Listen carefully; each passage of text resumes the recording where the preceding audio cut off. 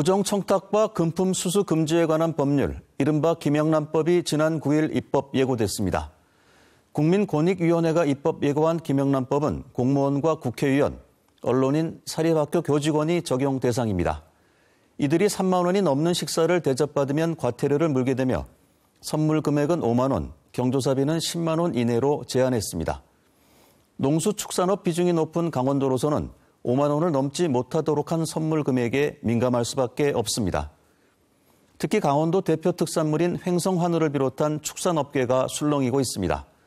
평균 20만 원이 넘는 선물용 한우 세트 가격을 5만 원에 맞추는 것은 사실상 불가능하기 때문입니다. 상대적으로 값이 싼 수입 쇠고기가 명절 육류 선물 시장을 잠식하고 보통 1인분에 3만 원이 넘는 한우 식당도 매출이 감소할 것이라는 우려가 커지고 있습니다.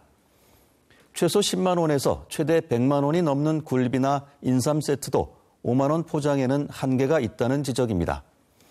또한 김영란법은 동인으로부터 1회 100만 원, 1년에 300만 원이 넘는 금품을 받으면 형사처벌하도록 규정하고 있어 전국에서 경기도 다음으로 골프장이 많은 강원도 관련 업계의 경영 악화가 우려되고 있습니다.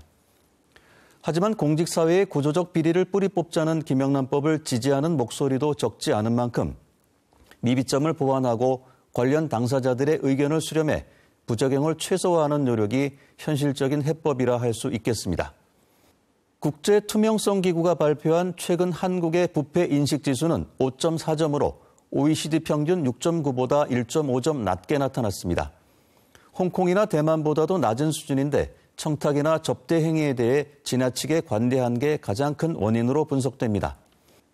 김영란법은 접대를 받았는데도 대가성이 입증되지 않으면 처벌할 수 없는 법체계의 맹점을 보완하기 위해 지난 2012년 김영란 당시 국민권익위원장의 제안으로 발의됐습니다. 그러나 법안은 국회에서 차일피일 미뤄지다 공무원과 민간기업의 유착비리가 드러난 세월호 참사를 계기로 입법 작업이 가속화돼 지난 3월에야 국회를 통과했습니다. 김영란법은 적용 대상에 사립학교 교직원과 언론인 등 민간 영역이 포함된 것을 놓고 위헌 논란이 일어 헌법 소원이 제기된 상태입니다. 여당과 야당은 일단 헌법재판소의 심리 결과를 기다리겠다는 입장입니다. 심리 결과가 위헌으로 나올 경우 여야는 국회 차원의 법 개정에 나설 수 있습니다. 김영란법은 오는 9월 28일부터 시행되기 때문에 9월 15일인 올 추석 기간에는 적용되지 않지만 내년 설부터는 명절 선물 세트 매출에 직접적인 영향이 불가피할 것으로 보입니다. 그렇더라도 국내 헌정 사상 처음으로 제정된 포괄적인 반부패법이 내수 위축을 이유로 기본 정신마저 훼손돼서는 안 됩니다. 정부는 김영란법 시행으로 인한 농수축산업계의 피해와 사회적 부작용을 최소화할 수 있는 보완 정책을 함께 마련해야 합니다. 일단 정부는 오는 24일로 예정된 김영란법 시행령에 대한 공청회에서 각계각층의 의견을 수렴하기로 했습니다. 우리 사회의 오랜 관행과 김영란법 사이의 거리감이 큰 것은 사실입니다.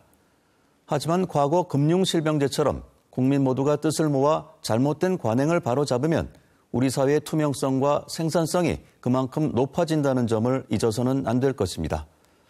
지원 논평입니다.